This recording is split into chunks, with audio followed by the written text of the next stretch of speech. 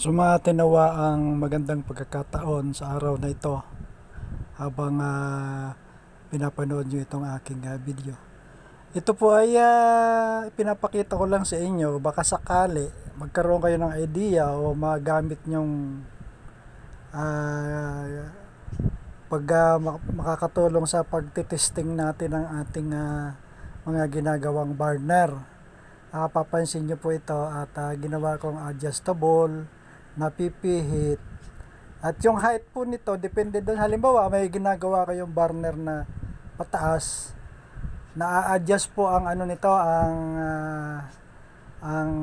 carrier ng ng isasalang natin, kung ano man yun na susubukan natin siya sa pagsaing.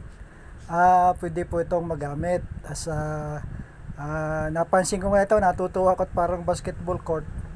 At ginawa ko po ito para halimbawa habang nagtitesting tayo ng ating burner na wag masayang yung ating ginagamit na langis, ginagawa ko po, sinasalangan ko ito kung ano man may sasalang ko, o magpainit ng tubig, nagkataon na nagsasaing ng kanin o nagluluto ng ulam, sinasalang ko po kasi sayang yung init o langis na ginagamit natin.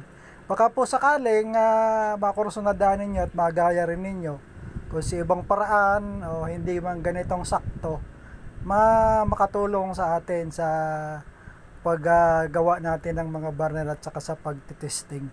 Ito lang po at siguro naman magugustuhan ninyo itong ginawa kong parang jig, kumbaga sa para magamit natin. Parang kalan na rin siya. At malaki rin ang tulong. Ito po ang ginagamit ko pag ako yung nagtitesting ng aking mga project na burner. Maraming salamat po sa inyong lahat.